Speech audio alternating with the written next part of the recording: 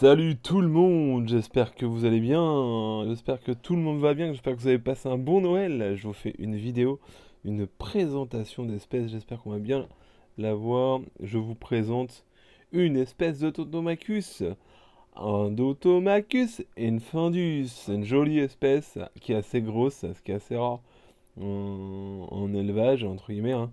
C'est donc une espèce qui nous provient de Thaïlande. C'est une espèce qui fait 1,5 à 1,6 cm, donc on commence déjà à taper une belle taille pour nos Automachus. Alors, donc c'est une jean que j'ai reçue il y a 15 jours, 3 semaines. Euh, du coup, je l'ai reçue en 24 heures. Transporteur express avec chaufferette, ça y a pas de souci. Et vous pouvez voir que c'est une espèce qui a pas mal de rouge. Alors, j'avais reçu cette espèce-là avec juste une larve. Et malheureusement, la larve a été bouffée, mais elle a répondu des œufs. Donc pour le moment, rien n'est gagné, mais j'en profite de vous faire une vidéo là-dessus. Alors j'espère que je vais pas lui faire peur du fait d'avoir mis de la lumière. On va voir un petit peu, hein. Vous pouvez voir la couleur rouge. Franchement, elle est magnifique cette espèce. J'adore, j'adore, j'adore, j'adore. Vous pouvez voir qu'elle a déjà bien bouché l'entrée du tube. Hop. Et là, elle est donc ça ponte. J'espère qu'elle va fonder dans le petit tube. Habituellement, je mets toujours un tube, hein, pour les ponérines, vous savez, avec du substrat. Là, elle a un petit peu de substrat à l'intérieur, c'est suffisant. Après, elle en rajoutera au fur et à mesure de ses besoins. Donc là, pour le moment, je la nourris 2 fois par semaine. Et puis voilà, elle fait sa petite vie.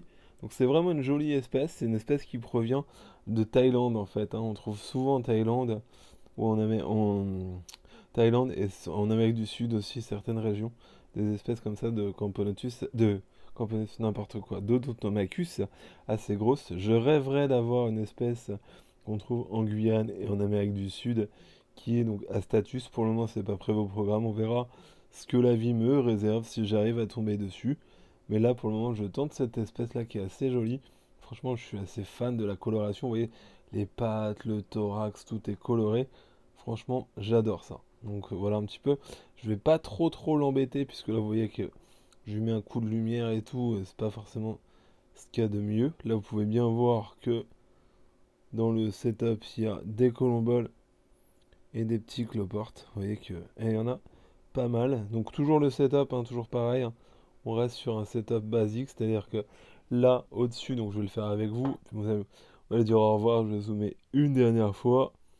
Au revoir, petite Odotomachus fonde bien. Espérons qu'elle fonde, on verra ça dans les prochaines semaines. En général, les Odotomachus, celles-ci y compris, mettent à peu près 2 mois pour avoir leurs premières ouvrières. Donc là, elle a perdu sa larve, sa première larve qu'elle avait quand je l'ai reçue. Donc faut espérer qu'elle m'en refasse prochainement. Voilà. Donc le setup, c'est tout simple. J'ai déjà fait une vidéo là-dessus, hein, de comment ça se passe. Hop, écorce de liège, du substrat adapté, de la microfaune, ça c'est super important. Colombole, ça c'est pour les poneys, c'est limite obligatoire, hein, si vous voulez pas un développement de bactériens ou des problèmes d'acariens par la suite. Voilà. J'espère que la vidéo vous a plu. Merci de m'avoir regardé. Salut, salut.